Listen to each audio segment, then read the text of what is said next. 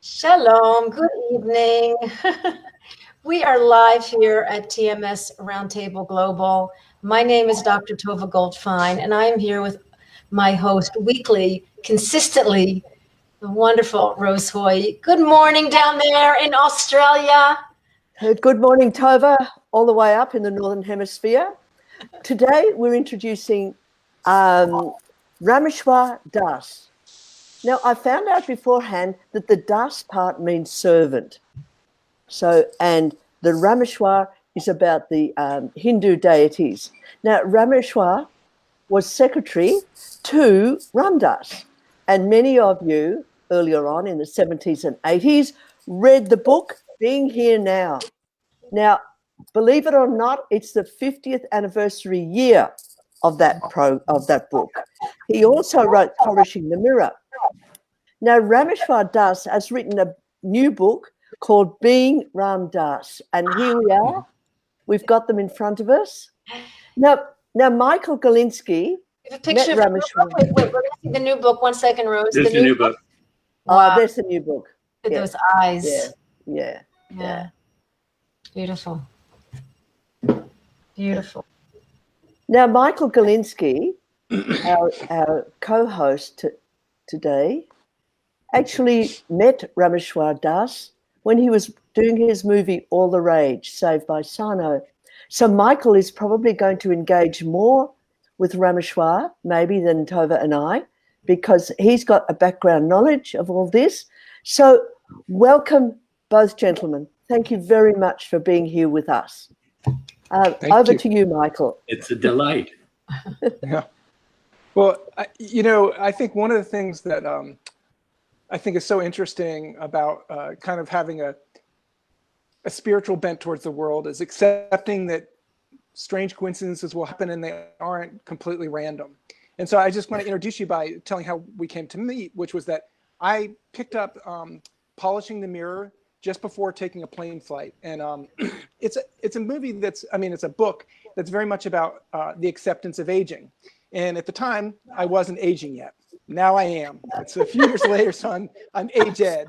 But you're catching up. Every minute I'm catching up to you just a little bit. But it was just a really great book, and it reminded me about Be Here Now. I grew up in Chapel Hill, where there was a magazine called The Sun, which was quite connected to Ram Dass. But there were also other people in town who I actually have other connections to, which I forgot to bring up, that were related to Ram Dass. So it was just around in people's houses growing up. So I always saw it and kind of knew about it. It was just one of those things that was in the air. So when I got on my trip, when I got to Denver, it was my anniversary. So I went immediately and bought Be Here Now for my wife. A couple days later, I gave it to her. A couple days after that, my aunt visited. She saw it on the shelf and she said, "Oh yeah, Richard Alpert. He was friends with my husband at Stanford." And part of the reason I bought it for it was felt very connected to the work we were doing on All the Rage. There was this kind of other way of looking at some of these really deep ideas about how our emotions affect our health. And if we're not connected to our spirit, these problems can get worse. And even if we are connected to our spirit, sometimes we won't make the connection to how our physical symptoms might be connected to what is being blocked emotionally. So when she said that, I was like, all right, I have to ask, maybe Ram Dass will be in the movie. So I wrote to him, and the next day Rameshwar wrote back and said, I've spoken to Ram, he's happy to do it. And by the way, I'm a patient of Dr. Sardo. So the whole surrealness of that was like, okay, we got to do this. A couple days later, we did essentially a Zoom interview where we each filmed ourselves. And unfortunately, the movie was so complex already, we couldn't figure out how to put it in. But we stayed connected afterwards. And I just recently got the new book, and it's even more connected to the ideas, because each of Ram Dass's books that he wrote, very connected with Rameshwar, they wrote them together, are really connected to how important it is to be connected to our spiritual self. But each one of them gets slightly more human scale. So even though they're kind of about a sense of the deity in our world, the more that we recognize that our humanness is just humanness, the more connected, I think, in some sense, we become to that deity part of ourselves. And the more kind of insane spiritual connections that happen. So it's funny because I was actually flying to Dallas to visit family, for the first time since the pandemic 2 days ago. And it was a very, first we were delayed by 2 hours. Then we got on the plane, and the guy in front of me, two brothers wanted to sit next to each other, and they asked if he would move. And he was like, I don't want to, but I will. And so he moved across the aisle and had to sit in the window seat. He was very frustrated. And someone else came along. So they moved over so that guy could have the aisle. And he'd be like, that's my seat. And I said, okay. Hey, I'll just take your seat. You can take mine. I'm on the aisle, And then a couple minutes later, they came on the plane and they said, I'm sorry, the toilets are broken. We may have to exit the plane. He goes, it's already been 2 hours. And I was like, oh my God, I'm so thankful for an acceptance way of being, because honestly, I can't give a shit. It doesn't matter. And I just thought about how much suffering he was having. And so I took a picture of the airplane wing, and I made a post about just how important it is to just be in an acceptance mindset, because I wasn't going to change it. The flight attendant wasn't going to change it. This is the situation we're in, and resisting it was only going to cause suffering. So I posted that, and the first comment was, baby Ram Dass. It's just like, okay, so I'm talking to Rameshwar tomorrow. But it was just, that was the only comment. But it was just like, these things do connect in the ether the more that you go into this acceptance space. And here we are talking. And I was saying part of the even more connectivity is I just realized as I read the book that my dad was a psychology student at the time that Ram Dass, as Richard Alpert, was holding court in his office most of the time. So it's amazing. Nothing is a coincidence. Nothing is a coincidence. No, I agree. I don't think there are any coincidences. And I'm sometimes chagrined to discover that we are all interconnected.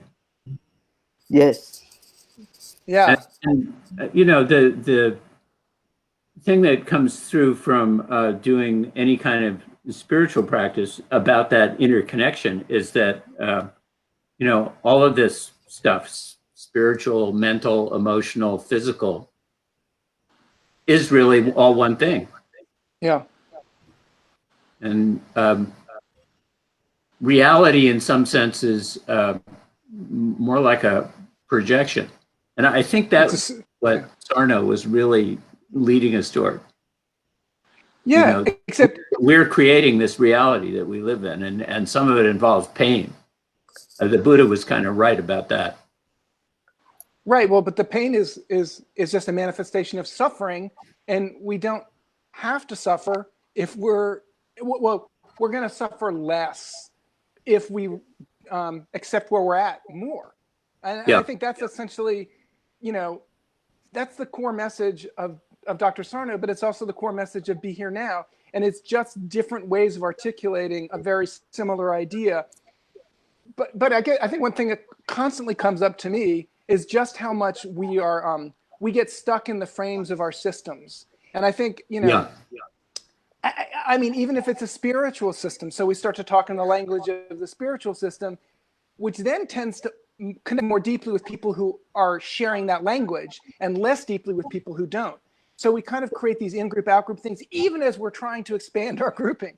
And so it's just the more that we can be aware of that, the less we even use language. Language just gets in the way, I can see. We'll all just sit here and look at each other.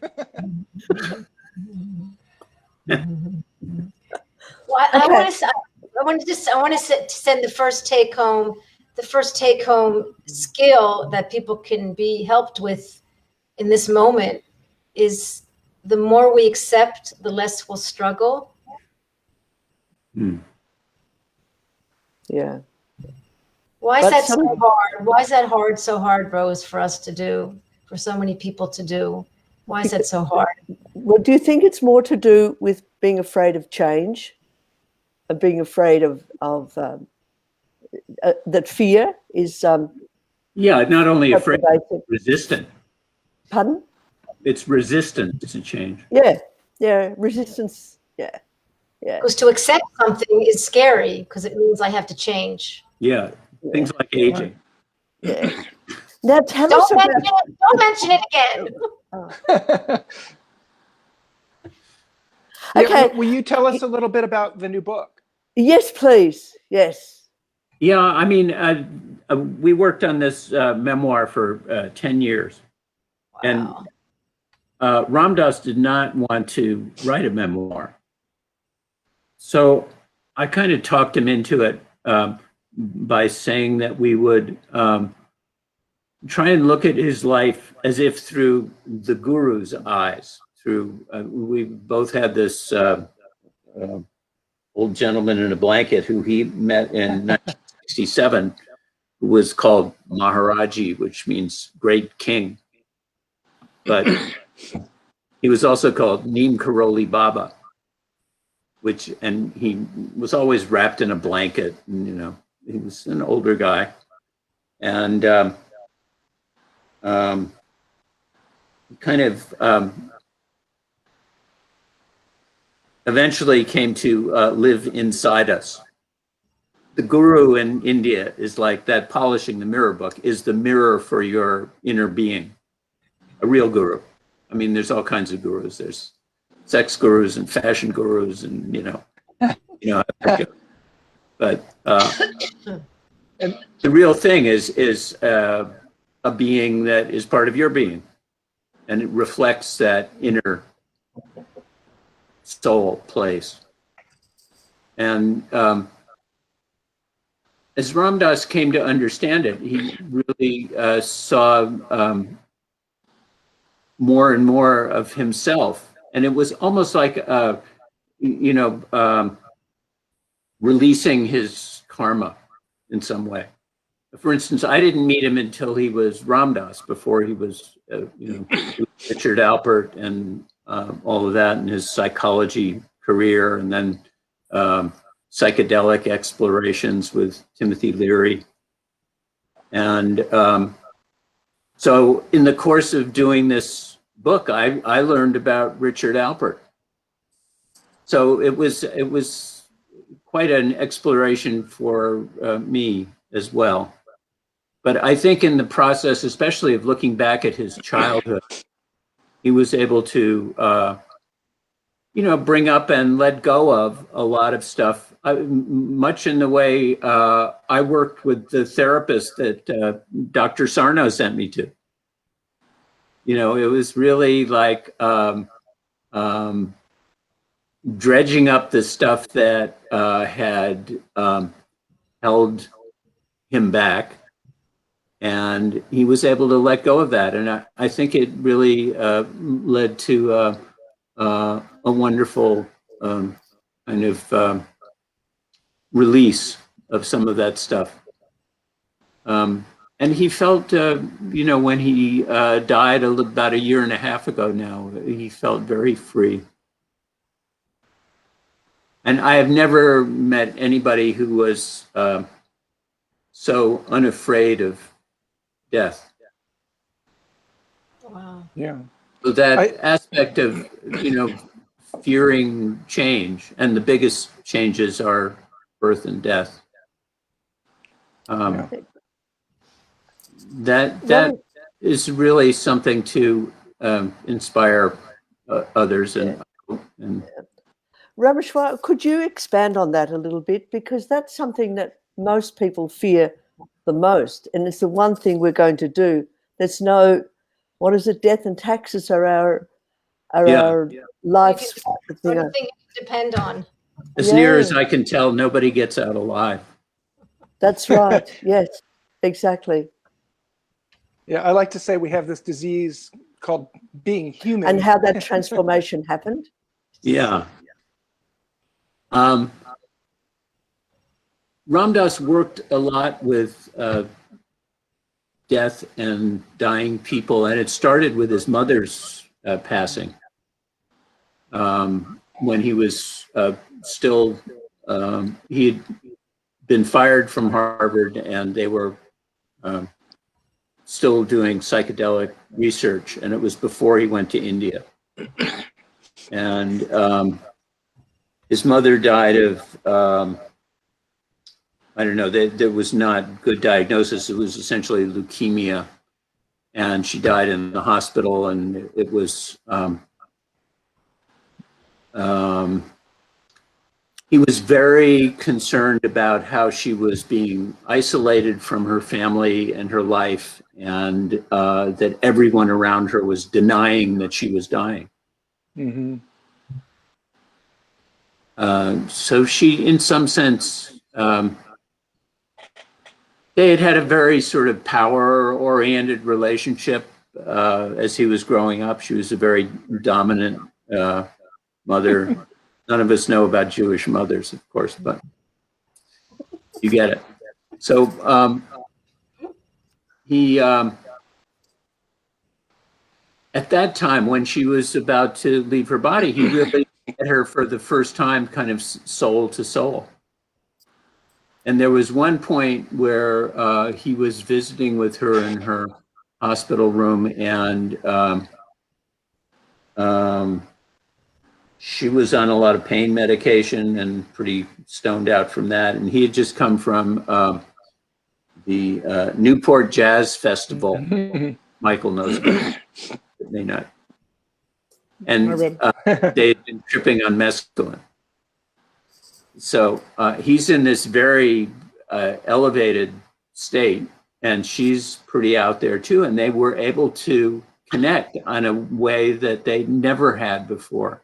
Wow. And in that moment, she said, Richard, I think I'm dying. And he said, what do you think will happen? And he said, it's like your house is on fire, but you're still there. And I'm here, and I'm not going anywhere. And it's like nothing really is going to change, except the house is going to burn down. And Wow. I think that was the first time that he really met someone who was dying soul to soul. And it was a remarkable thing. But it also inspired him to really try and create an atmosphere around dying that was very different for the culture, which he did over time. He worked with a woman named Elizabeth Kubler-Ross, who was one of the early founders of the. She helped the hospice movement into existence in this country for sure, and a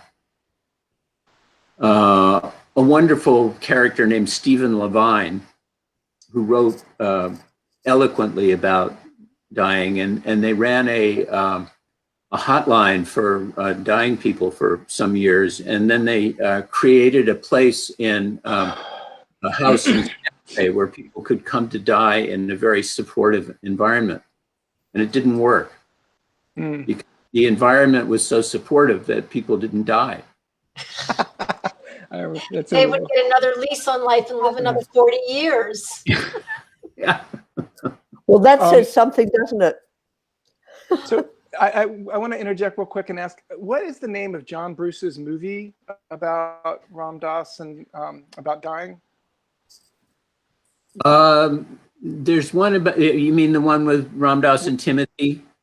Lyrics dying to know. No, the one you mean? No, the other one, John Bruce, and he made it with another guy.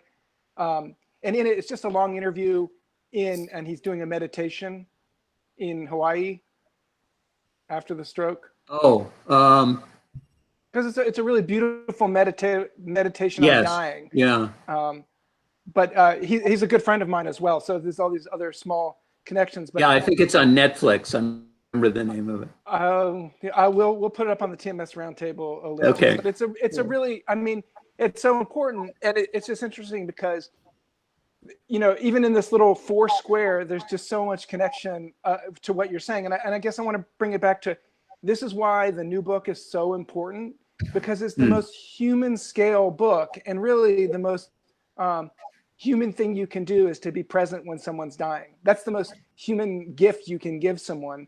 And it's probably the hardest gift you can give as well, because it requires letting go of expectation or resistance to the fact that they're going to go away. it's the thing that's so oddly connected is I was actually showing All the Rage in Israel, and my mother was not doing well, and I left on my trip thinking I'm telling everybody I don't think I'm going to make it home for my mom, but I was actually sitting exactly where Tova is sitting in Israel in the chair In my living room. right there. When I woke up at 4 a.m. because I still was jet lagged from my trip to a email from my wife saying, and I'm trying to just allow myself to feel the emotion of this moment, but you need to come home now. So I switched. Luckily, my brother had gotten the ticket on Miles, so I could easily switch it. And my flight from Israel to Newark was fine. I was totally accepting. The flight from Newark to Chapel Hill was an absolute hell. I thought I was going to explode out of my body. I got off the plane, and my cousin was there because he was coming as well. And I said to my wife when we came out, "Can we just go home first? I have to go see her in the morning. I just can't." And she had brought my daughters with her, and she said, "No, we need to go now," because I'd expected her to go and have them say goodbye. I think we need to go now, because she kind of kept it from me how bad it was. And I walked in, and it was clear we were moments away, and she lasted another 2 hours. But it's kind of complex because it was also difficult. My sister was there, and our arrival was deeply upsetting to her. So there was this really difficult energy in the room. And it's just all these things that happen when you're in that space of being human and everybody else's different human needs, and how difficult it is to live as a human with everybody else's expectations, everybody else's mishigas, and still trying to both be in acceptance and still finding a balance with what you need as well. And I think that is the dental floss tightrope of life, is trying to find acceptance for what others need while not completely destroying or disembarking from what you need, what you need, which is the central thesis of awareness that's central to Dr. Sarno, is like, be good to yourself, be good to others, but don't be too good to others so you disregard yourself. And I guess that is the most profound disease of humanity, is how to find that healing where you're in that space. Phew. Yeah. Yeah. It's always interesting that patients will often wait until their loved ones are there. And then often what they'll do when their loved ones are there, the loved ones will go out for a minute, and then they'll go quietly and die without the loved ones being there. Yeah. It's fascinating. It's sort of, I think it's, depending on the type of personality. Some personalities want everyone there. Others Oh, Rose, that was the other people's needs that they keep going. Yeah. So true. Yeah. I mean, and also I want to say that, like, through the entire process, my mother, she had anxiety and she was having small seizures. She fell and she kind of crushed her skull. And so that led to a stroke. And it was about a 4.5 month period where we didn't know what was going to happen. We were trying to get her well. And I kept thinking about stroke isn't bad, stroke just is. Stroke isn't bad, stroke just is. And, I guess what I'm really saying is, to anybody who's watching, please, read Polishing the Mirror, read these books, because it was just profound life lessons of how to be human, which is really how to be spiritual, but it's to be human. And we often think of those things as separate. Oh, a spiritual being is separate from human, but actually a spiritual being is the most human being, because they're accepting of all that stuff, which means they have less resistance, which means they also recognize that they're never going to be perfect. And that's kind of what the end result of the book is really, like you said, coming to terms with so much of that stuff, which is, it's the most human book. It's the least spiritual book, which makes it all that much more spiritual. Okay, so tell us more about the new book, because it looks like a huge volume. Yeah, the book that Ram Dass didn't want is a big book. Yeah, exactly. I think the main reason he didn't want to do it was that he didn't want to hurt anybody's feelings. And one of the things that our guru emphasized, was very adamant about, was telling the truth. And truth is not always pretty. One of the things my guru said was, they killed Christ because he told the truth. That's the truth. But I think what came through is, as Michael says, is this, it's almost a mystery, or that may be the best way to describe it, is how our spiritual and incarnate selves mingle in this plane. You may be acquainted with the Tibetan Book of the Dead, which goes through the planes they call bardos, which are after death. But one of the Buddhist teachers that I know who knew Ram Dass very well, and actually is married to Timothy Leary's ex-wife, is Bob Thurman. And he's a marvelous teacher, and he did a quite beautiful series on the Tibetan Book of the Dead, which he refers to as the between. And he says this plane, also this physical reality, is a bardo. It's an in-between state. And we are here as physical beings, but also spiritual. And that's kind of the mysterious part about how all this works. And the Hindus say that when you take birth, there is a like a veil that descends over your soul, so you don't remember the previous births. And that process of becoming incarnate, coming into a body, is it's an incredible transition. That's why what the Buddha says about birth, old age, disease, and death. These are like the points of reference for suffering, among other things, because they're intense experiences. So a lot of what the book is about is this search for identity in the midst of all of it, and Ram Dass identity. And that, I think, was what propelled him through a lot of his explorations. Certainly, that's why he went into psychology, and why he was drawn to the psychedelic experience, and what brought him into, sent him to India looking for someone who knew about that. And when he met the guru knew him from the inside and started telling him of things that there was no way that he could know. I mean, here's this old man up in the hills, the Himalayas, wrapped in a blanket. He's telling Ram Dass about what he experienced the night before and how his mother died. And it just cracked him open. Wow.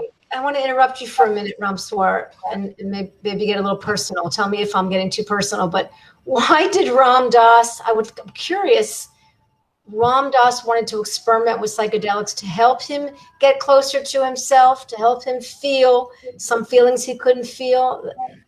Is that why he started to do that? Well, he was very engaged with trying to understand who he was. And he had started doing that through exploring the mind through psychology. And he was at Harvard. He'd gotten a position at Harvard, which was, a great academic coup for anybody to be a Harvard professor. And, Sure. and this guy had recently joined the department named Timothy Leary.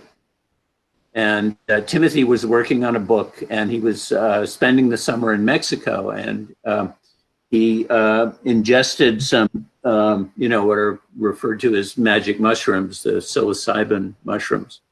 And he said to Ram Dass had a pilot's license, and he'd flown down to meet Timothy in Mexico, and they had planned to do this tour of Latin America. And he gets down there, and Timothy says, "I've already been on a journey. I'm not going with you." He said, and he told him about taking the magic mushrooms, and he said, I learned more in 5 hours than in 15 years of studying psychology. Oh my God. And that definitely rang some bells for Richard Alpert. And about a year, six months or a year later, he tried psilocybin also. And now it's back in vogue. it's back in vogue now, yeah. And it's being used for a lot of useful work, finally, after it was suppressed in the 60s because of over-enthusiastic use, shall we say. It's politically correct. Yes. Yeah. I was one of those early users, I guess, not as early as Ram Dass, and by no means as frequent, but it was very helpful to me in my own search. Yeah, it's interesting because there's still a lot of stigma around it because of all that negative pushback, and it's gonna, it'll take another 50 years to get rid of that. But I would say they're profoundly useful tools, and it's just so silly the way we, as humans, put up these barriers to truth, which brings me to the point I wanted to make is, as you were speaking, what kept coming up to me is that the new book is really, it's the most wordy book, but it's also the most personally truthful. And there's all this stuff to say in Polishing the Mirror where, he recognized these small things we'll do because we're kind of massaging the ego. So he goes to he's supposed to be eating a very clean diet, like no taste essentially. And he goes to a shop and he gets a cookie. And he feels kind of guilty about it because he's not supposed to, but he does it. And he goes back to the guru days later and he laughs and says, "How was the cookie?" And he's like, Yeah. Can't hear you, Michael. Oh. No. So go back to the cooking. Yeah. No. no. Now we hear you. Now you're back, sort of back. Okay. Yeah. Can you hear me now? Yeah. Yeah. Yeah. Okay. Start the I can't hear you cookie. anymore. The guru knew about the cookie. How did the guru know about the cookie? No. Can you hear me? I can hear you now, but I want to know how the guru knew about the cookie. I want to know. Now I can't hear you. I can't hear you now. No. Oh, I'll tell you the cookie story while he's getting it. Can you hear me now? How about now? Yes. It's off and on. Now, yes. Okay, now can you hear me? Now, yes. You can't hear me. Oh, Ron, here. You can't hear me now? Now I can hear you. Now we can hear you. You can hear me. Yeah. Yeah. Oh, yeah. All right, can you The hear me cookie now? story must not want to be told. I can't hear you. These aren't the best headphones, and now. You're the movie Now? director. Look at the expectations I have of you. Yeah, it's okay now. Tell me if you hear me. Yeah, there's a buzzing noise as well in the background. Oh, no, it's nothing. We can't. Michael. Okay, can you hear me? I can hear you kind of. No. Yes. Now? You can hear me. Yes, but there's a delay, which is okay, I think. I don't know. Anyway, he just knew. The guru knows all. Nothing? Yeah. He didn't just know. Rameshwar, tell us how he knew. He just knew. Mm-hmm. So us was staying up at this ashram up in the foothills near where he had met the guru. And at this point, he'd been there for 3 or 4 months, and he had to go to Delhi to renew his visa. So he gets on the bus, takes an 8-hour bus ride, goes to renew his visa, and he picks up his mail at American Express, and he goes to this vegetarian restaurant, which I went to some years after. It was called the Shuddh Vegetarian Restaurant, which means pure.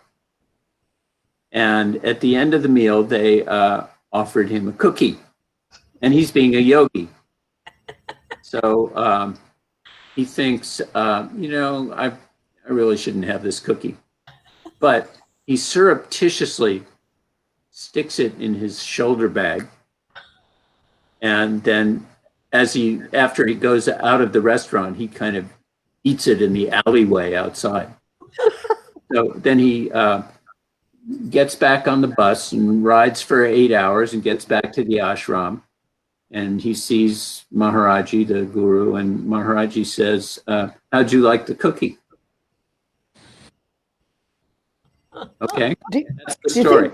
That's all we know. Okay, do you think the Maharaja could feel his guilt? Do you think that that's what was going on? He could sort of the resonance of the guilt. I experienced that, it's called a siddhi, which is a power. And it's from, it's from merging with things to the point where your perceptions are the same as what's happening elsewhere. Yeah. I don't know. I mean, I've never experienced that.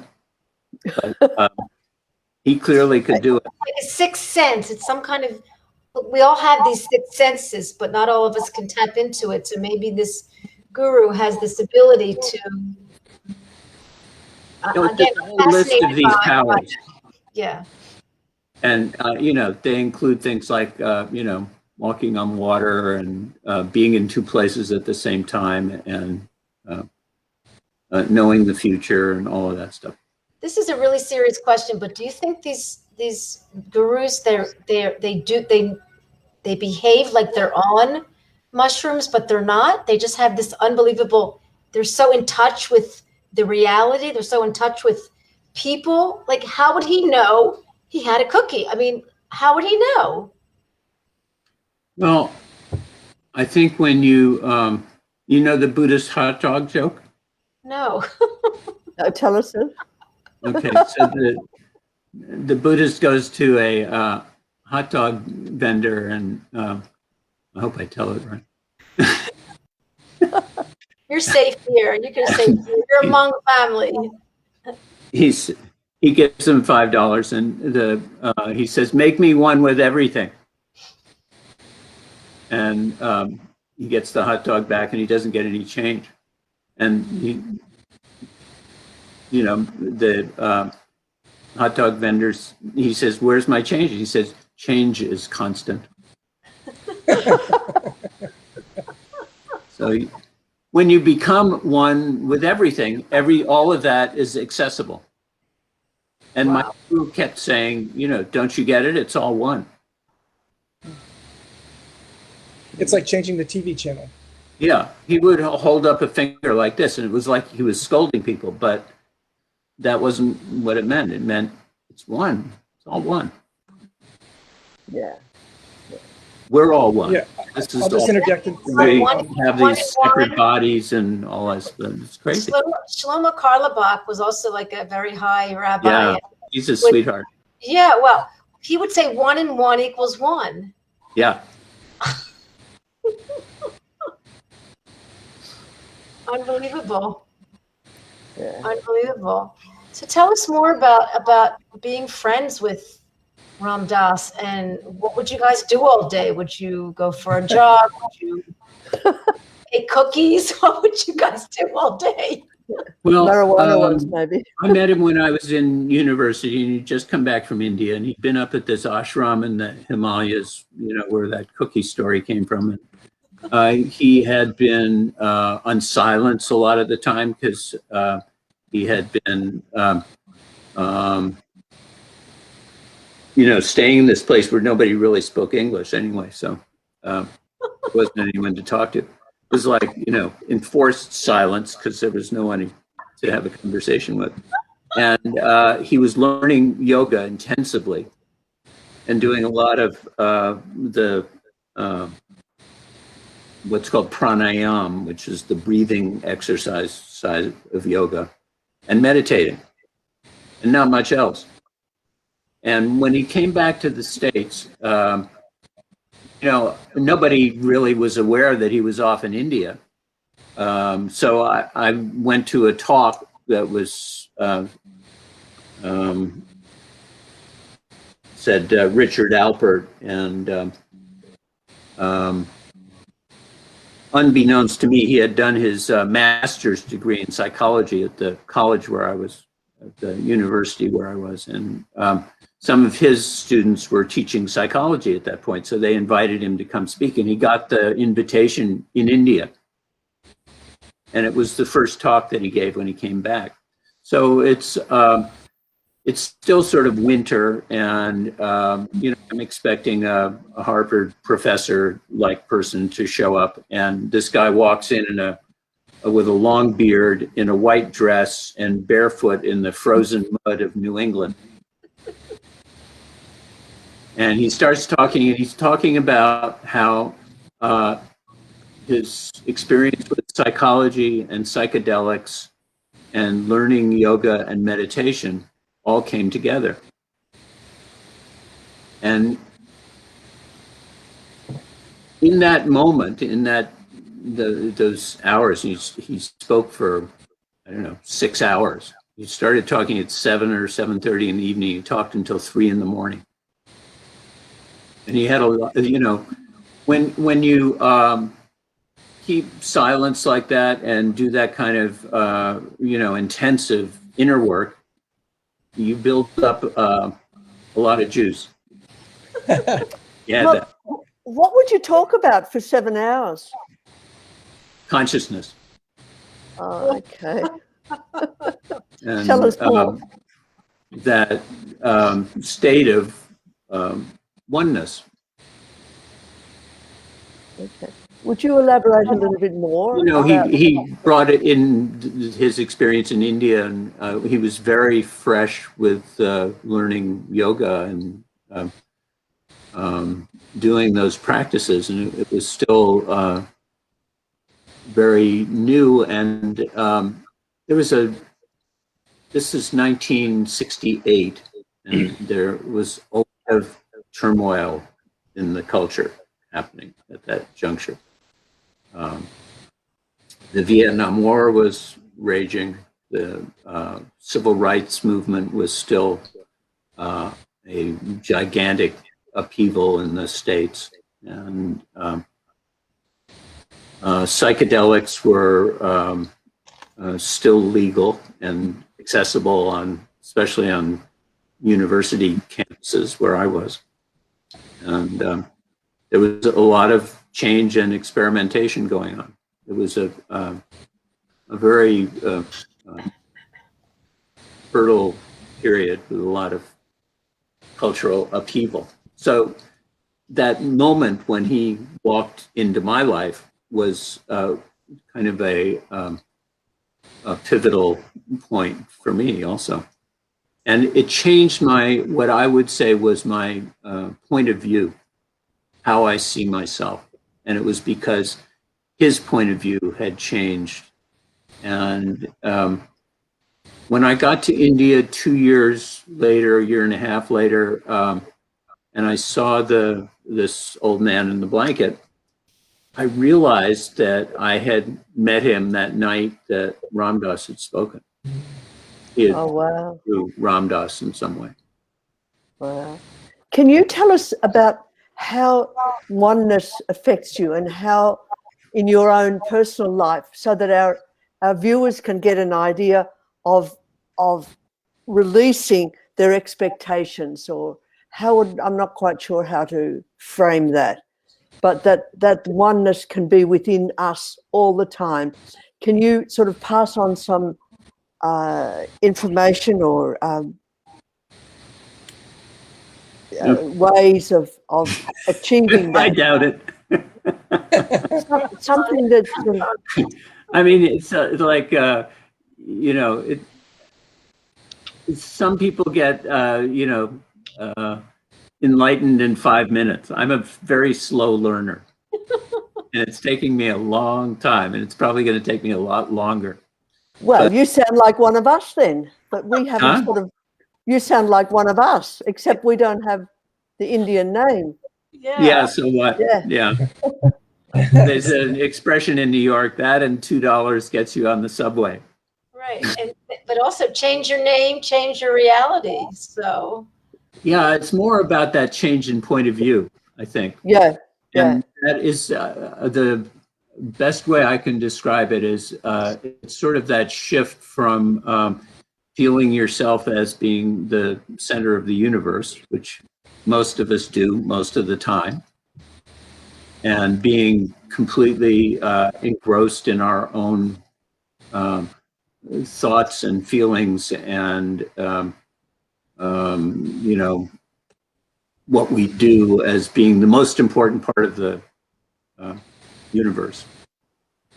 Yes. And then there's another experience of being like, sort of, you're lying under the stars and you feel the cosmos, encircling you and embracing you. And you're a speck in the, scheme of things. So there's something in between that, and there's that awareness is what. I wanted to ask you about your back pain, if you don't mind, and what brought you to Sarno and how that went. You went to see Dr. Sarno, correct? Yeah, I did. It was desperation. Oh, I had back. did you go to his Monday night lecture? Yeah, I used to go, and then he had some smaller groups that you could go to, Right. Which met weekly or bi-weekly, and then, as I say, I'm a slow learner, so I went to a therapist that he trained and did psychotherapy for a good year or so with her really wonderful woman who I still talk to. Dr. Arlene Feinblatt? Hmm? Dr. Arlene Someone Feinblatt? that it was another It's not important. I'm just saying. trained with both of them. Okay. So what, you had back pain and it was emotional, or you had hurt yourself, or? I don't know. I had terrible sciatic pain, and I went to an orthopedic surgeon who said,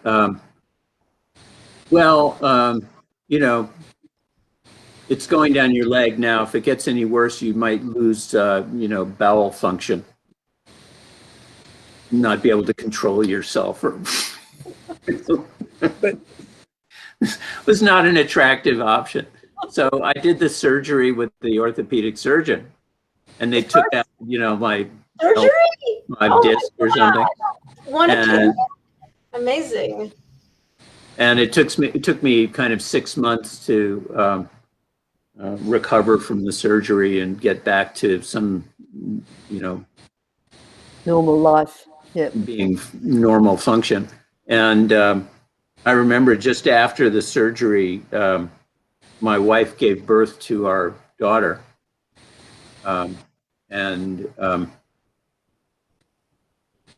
I was lying on the floor post-surgery, and still really in a lot of pain. And she's in labor, doing back labor, which was pretty painful too. And she was, it was a sort of a trade-off about which of us was in more pain. What's interesting there, whenever people tell the story, they often kind of give some clue that they maybe weren't even aware of and maybe never were aware of. But like for me, my back pain was definitely, the first time I kind of had back pain after having read his book and banishing it for years was when my child was running and almost fell. And I felt the knee pain of her scraping her knee, which never even happened. And it was like severe. And it took moments, minutes for it to go away. And ever since then, that's where all of that stress and pain went. So I can imagine that in some sense, this kind of sense of response, growing ownership and responsibility of another life when you can't even take care of yourself, it can be overwhelming and really challenge that kind of sense of ego. So it's really interesting. Like I interviewed for the movie one of the foremost pain specialists in America, and he's the one who said, pain is a physical, capital A-N-D, and emotional response to tissue damage or the perception of tissue damage. So he very much understood this.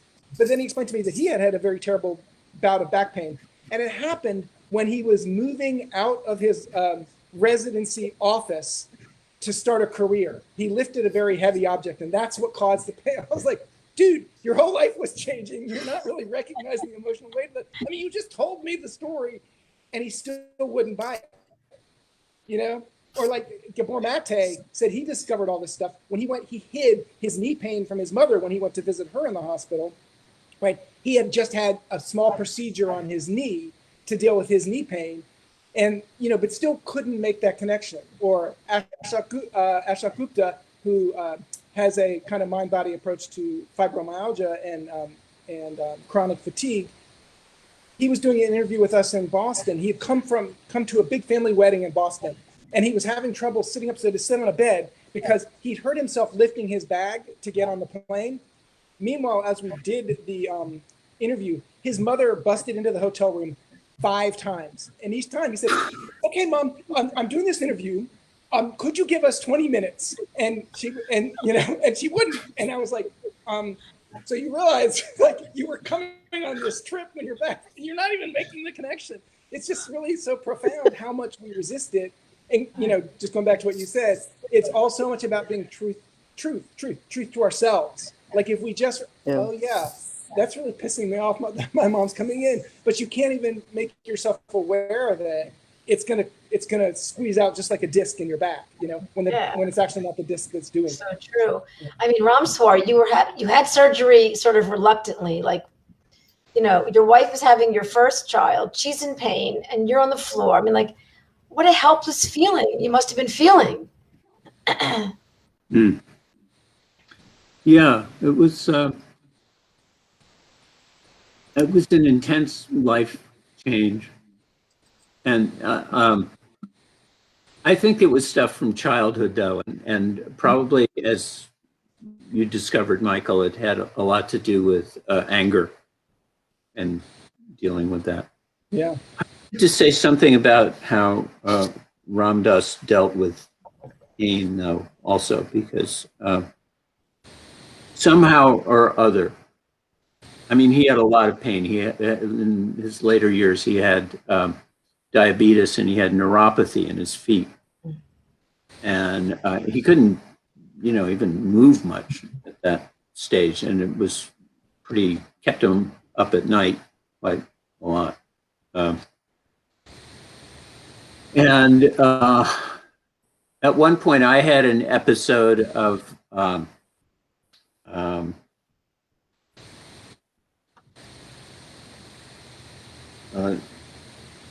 what do you call the nerve pain going down your leg? The sciatica. And it was pretty intense. I was taking a lot of ibuprofen and stuff. And I called him and I said, how do you work with this? And he said, well, you don't identify with the pain. You see that pain is also a thought. It comes also from your mind, not just from the physical sensation. And he said, I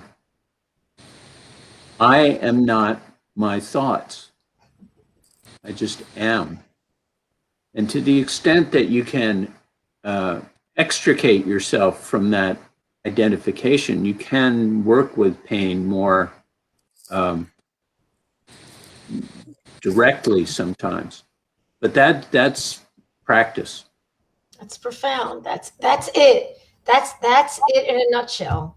You Yeah. just said, I couldn't even repeat it. It I was couldn't do it. More ibuprofen. You could, so then you just post, thank you, Ram Dass, and you took some more ibuprofen. But you said it profoundly, and No, I'm but gonna, it helped. yeah, It helped. yeah, I'm sure, Yeah. sure. Estella, thank you for that question. That's what I was trying to ask before, but I just didn't have the vocabulary to get it out there. From How do Estelle. we turn this into a stable experience of awakening without magic mushrooms? That's a great question. And I think it's I mean, for me, it's, as I said, I'm a slow learner, and it's practice. And the best description I have heard of meditation is small changes over long periods of time. And those changes are in that quality of how you identify yourself. And Ram Dass kept, especially toward the later years of his teaching, he got rather direct and simple, and he would just say to people, "You are not who you think you are. You're not your thoughts." And that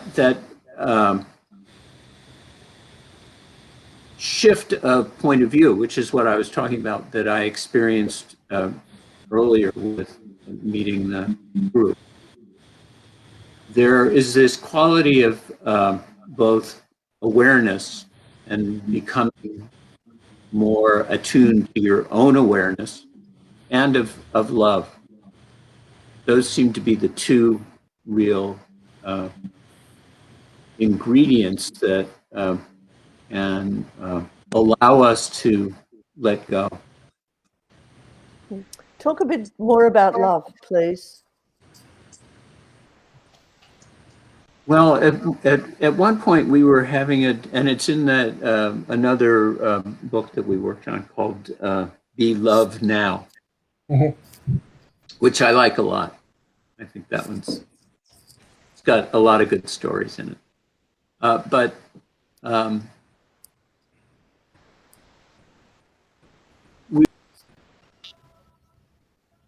Have we lost him?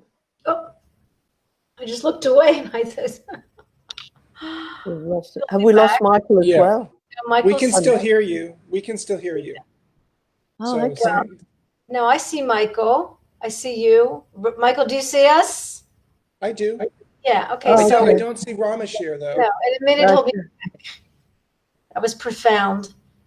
I just wanted to acknowledge, Patty, I wanted to acknowledge that you shared about your dad and your mom, and it's not easy. I guess you thought about that when you were hearing Michael's story. So thank you, Patty, for grief is so emotional, and I know she's in chronic pain. You're in chronic pain, and just I think Rose would probably just keep feeling the grief of. Well, how would you say to Patty, Rose? Yeah.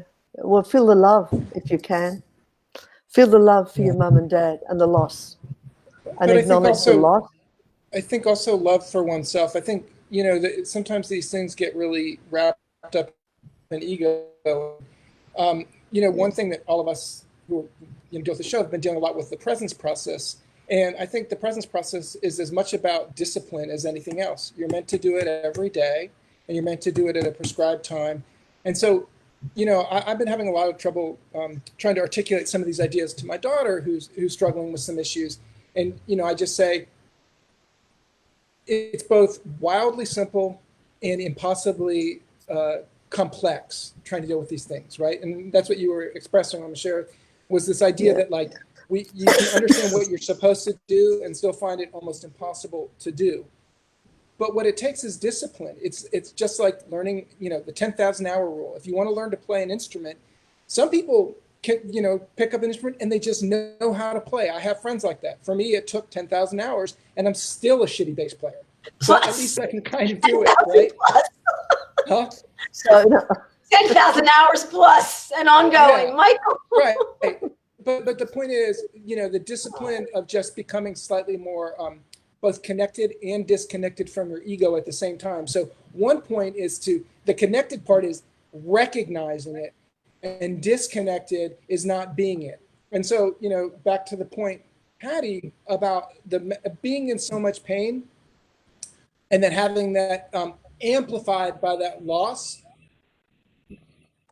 What I would say is the more that you can recognize that you don't have to see pain as a negative thing. I think really, if we really, really, really focus on pain, it is in our lives as a gift to be able to stay alive. If we don't have pain, we will die, because you will have an injury that will harm your physical body. The pain is a message to tell you what you're doing is not safe. What happens is we get confused between the physical and the emotional, and our lizard brain cannot separate a physical threat from an emotional threat. And so when we have small traumas of not being listened to or being cared for, that creates a sense of threat around caring. And so the loss is profound, but when we go, okay, I'm thankful for this pain because it's helped me to connect to that loss, it also allows you to let go of the connection, the physical sense of need. So I guess really what I'm trying to say is, if we can look at it in both ways, as both being a gift and a weight in equal measure, then we stay in that middle space where we learn from it, and we don't pretend that we're this beyond it, so that we're repressing it, right? And I think that's the most profound thing about the new book. It is the most truthful, the most honest, and the most literate all at the same time.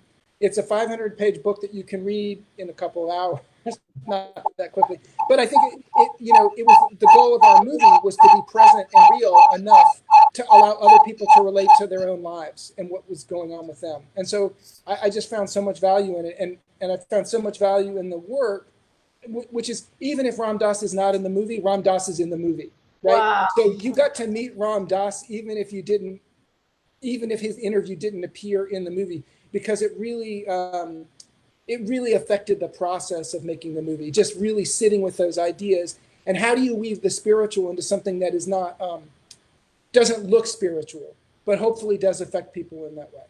Wow. Well, I wanted to say, can you hear me, Rameshwar? Can you hear me?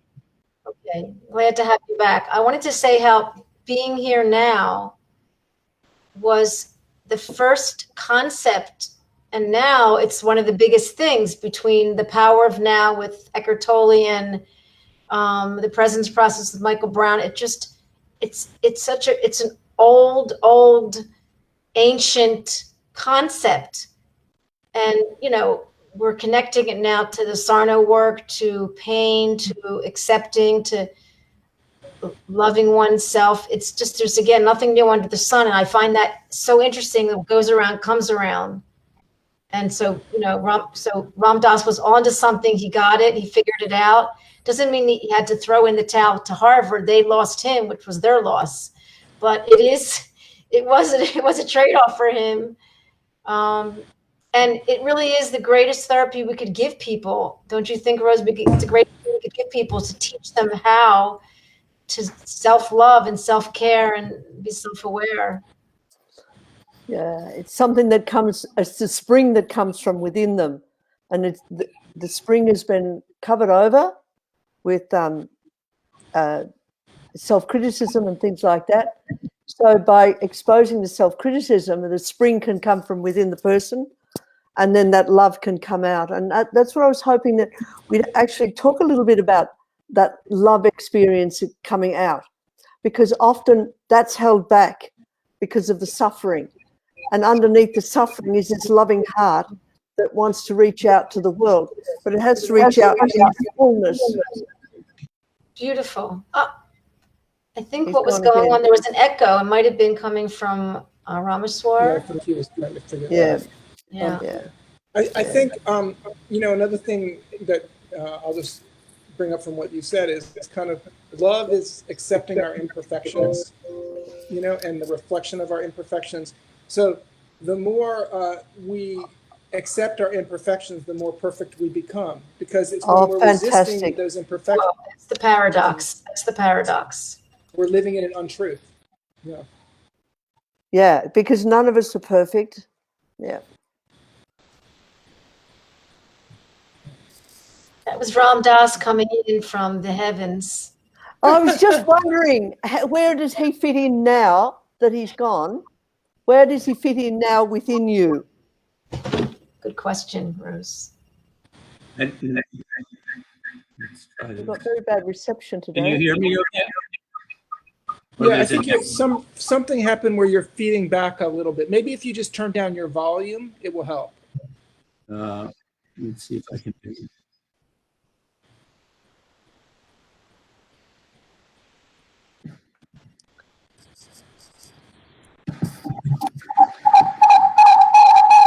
Well, that's a terrible noise. How's that? Better. Better? That seems better. Yeah. Okay. I had to turn you guys down a lot, but I can, as long as you can hear me. You know, this year that I was working on the memoir, because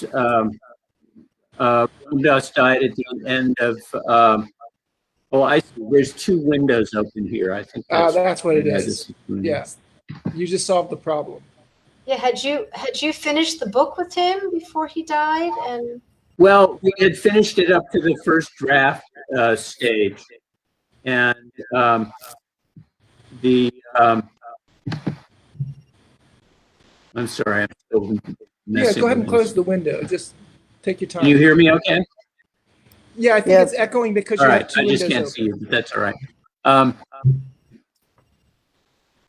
So we were just doing I was kind of out there reading the first edit to him, and he was not feeling up to it. So we didn't do much of that, and then he passed. So, and this is just before the kind of year of COVID in the States, which our illustrious president caused to be much more damaging than it needed to be. But in any case, it was a good year to work on a book. Would have been. So I finished the book, and it has felt almost as if Ram Dass has another life through the book. Yeah. And Yeah. I really love that people are attuning to his. Oh dear. can't finish that. We'll have to wait for that. Can you hear us, Michael? Yeah. I can also hear Rameshwar. You can? Oh, Yeah. I we can't. I can. could. Oh my Well, God. I could. That is hot. Ah, Really hot. Michael's at a higher plane, are you? Well, since he may not be hearing this, and I do want to say, oh, okay. I was going to say, as you're speaking, I just want to I want to recognize how important your work was to his work, and to connecting other people through your presence is felt throughout it, because it allowed him to both be very present, but also have a refracting lens that made it less about ego, even less about ego, each book. And I just want to recognize that, because I think it's really important. And it's about how oftentimes collaboration can be a struggle because of egos. But when egos get put aside, or the effort is made to put ego aside, we learn a lot more about ourselves. And having that support was probably profoundly important to him.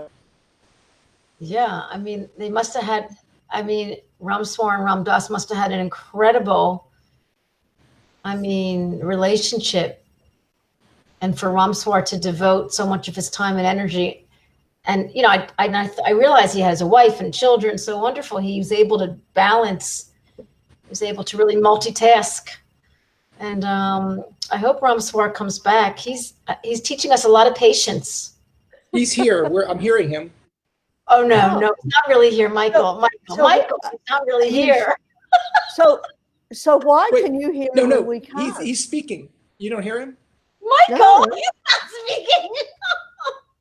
Rameshwar, you're here, right? Yeah. Is he there? Well, why Yes. can't we have him? No, That's we don't weird. see you, but I hear you. I don't hear him. Neither do I. Okay, so we have a special connection. Oh my God. Oh, that's what I Saying figured. that. No, he's here. I'm dead serious. Right. Rameshwar, you can go ahead and sign out again and try and log back in. But yeah, no, he's here. What? No. Yes. Michael? I'm telling you the truth. This is crazy. Rose, are we not like on that level, Rose? That's right. We haven't achieved nirvana yet. I'm not joking. I told him to go ahead and sign out and come back in. So hopefully he'll log back in. Yeah. Oh my God. There he is. Oh, good. So he can confirm that I wasn't making it up, that he was still there and speaking with us. Yeah, you must have a second window open again.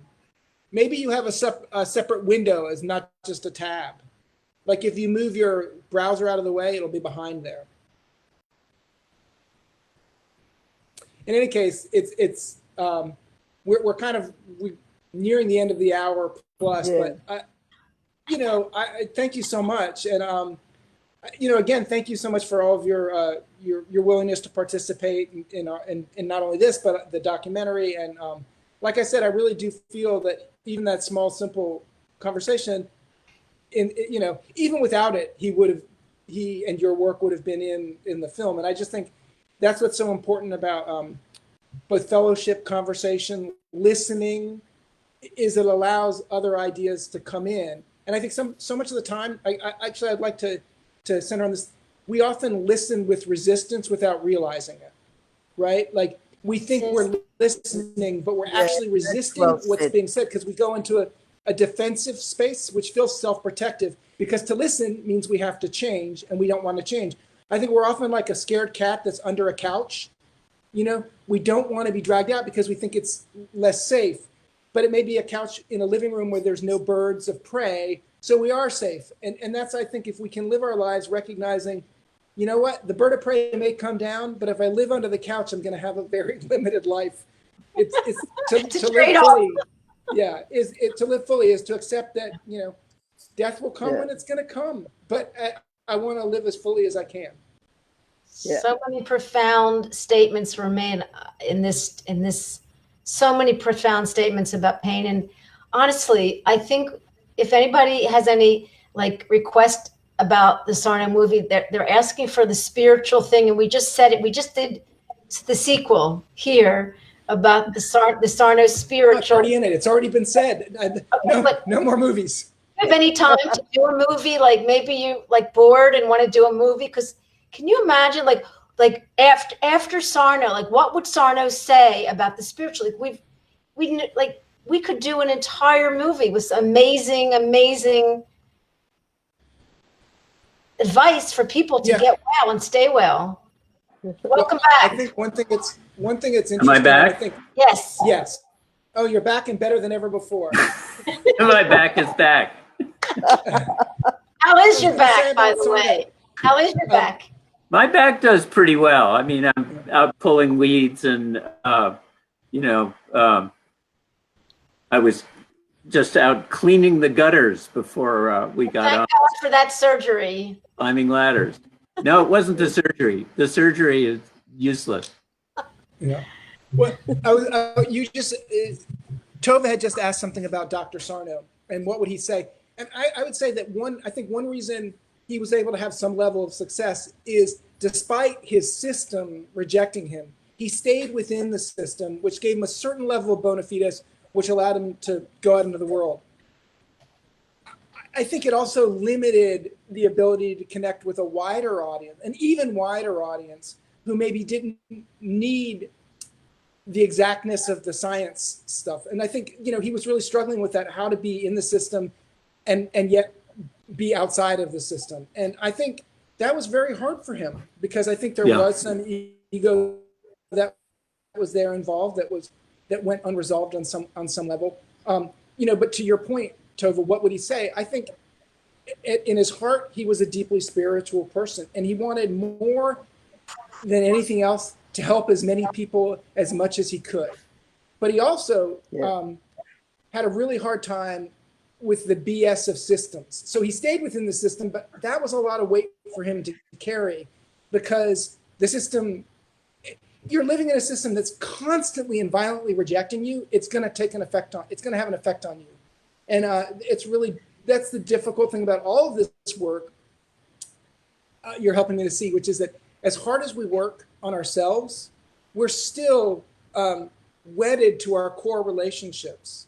And I think one of the problems so many people have in dealing with the issues that we have is that those people involved in our core relationships are often those cats under the couch. And if they're unwilling to shift or change, I think what's the most important thing to learn is to how to give yourself a little space from that relationship, how to set up some boundaries without thinking of yourself and your ego as a bad person because you've been trained to be a certain way. Just taking that awareness and recognizing actually that when you go into that space, you're going to have physical symptoms, and that's okay.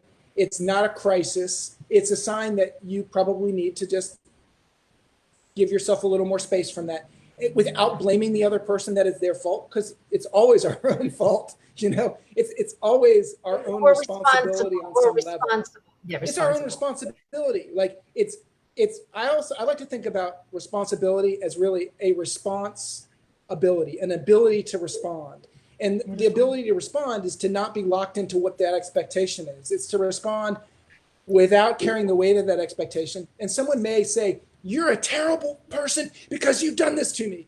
You can still love that person without defending yourself, because whatever you do to defend yourself is only going to increase the level of what's coming at you. The more that you don't defend yourself, the more that stuff just goes right through you, including a knife. You may defend yourself, a knife may get through you. But, my point is the defensiveness doesn't serve your soul. It may protect your physical body in the moment, but it doesn't serve your soul. And the more that we're able to put down the defenses, what happens is the person just kind of blows out of steam, because their energy only increases with the defense. So their fight happens. But the more you put that down, the more it just goes past, and finally they go, "Oh, okay, it breaks." Or the relationship ends.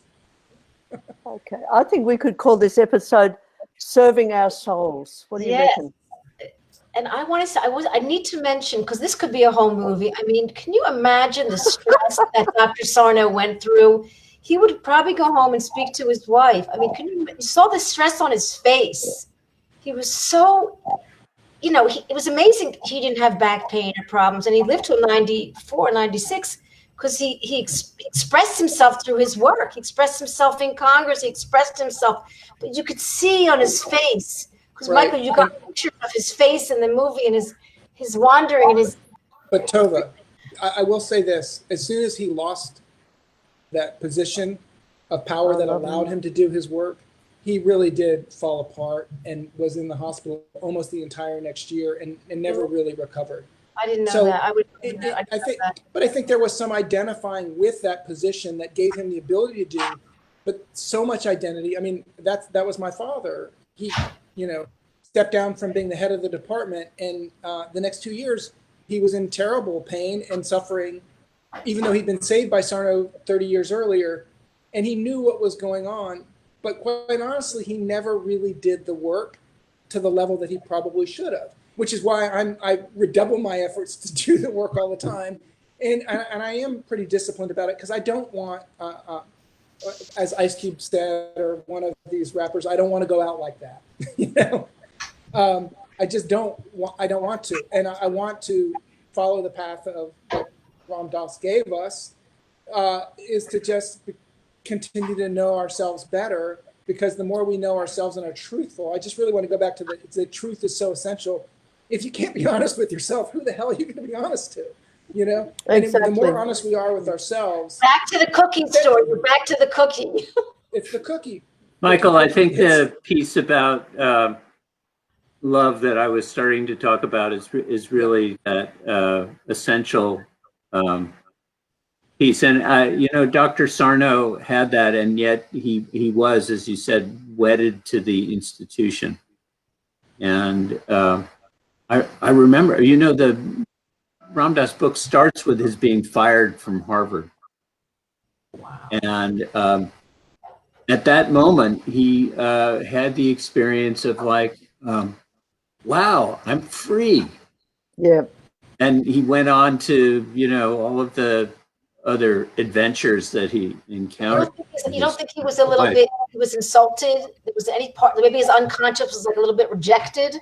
Oh, yeah, no, he was Dr. very Sarno? torn, and he knew his family was going to, like basically shun him for, he had now lost all his cachet with all the people that thought highly of him as a professor, and now he's gone. But that later in life, that quality of love, I think, is what allowed him to let go and merge into that place of oneness. And the person who asked about the small awakenings, I think that those times when you can let go and love yourself, which is the hardest one to do.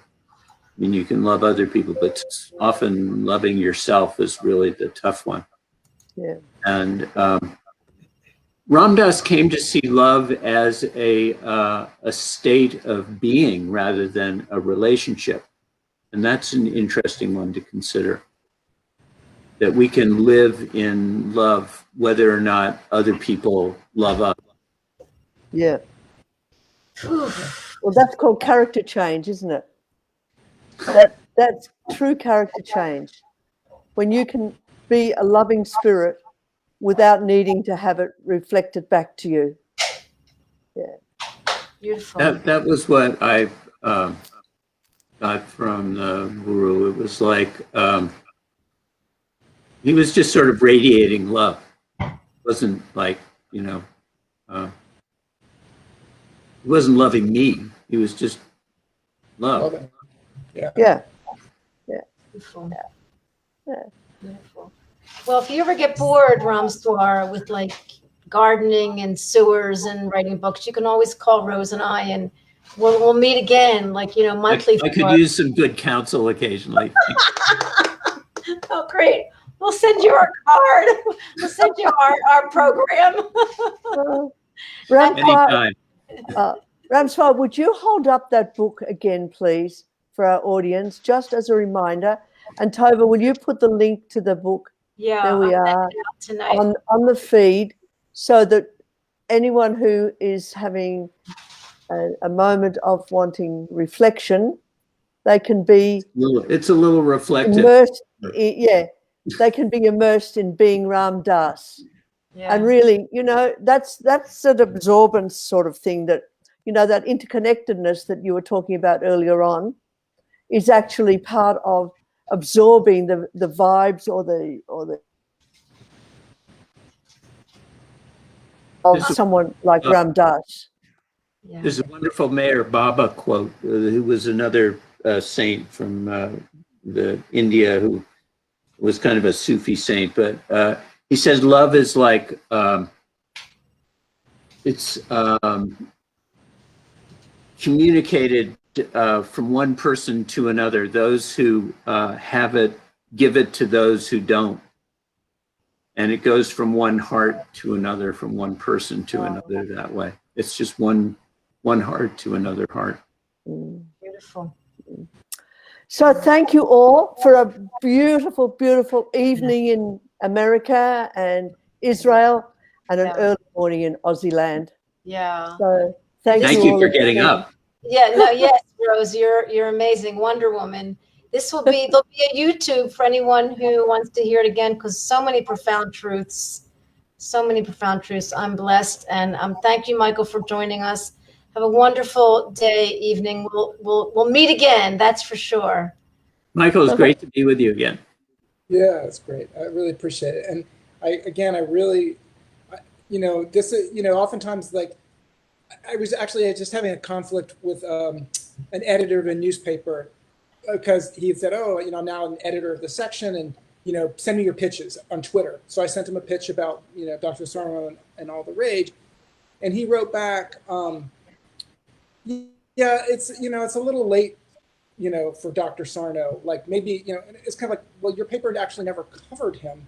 It's just this kind of this dismissal, and it's the way that the system of journalism relies. They won't write about Ram Dass unless there's a book to hook it on. But and so you go around and promote a book, but it's a great way to have an ability to talk about things. And so that's part of the reason why we made the movie, to be able to talk about Dr. Sarno. But nobody would write about it. Like literally nobody would write about Dr. Sarno. Not one person. We didn't get one person to write about it. And I'm only saying this in the concept of the reason we were able to kind of pull you on here was to talk about the book. And so I'm going to plug the book one more time. I really think it's just a profoundly excellent book. And there is a reason that we hook these things in this kind of capitalist way. But I think it's really important that we also unhook ourselves from these systemic ideas that the only reason you could write or discuss something is if there's a product to buy or sell.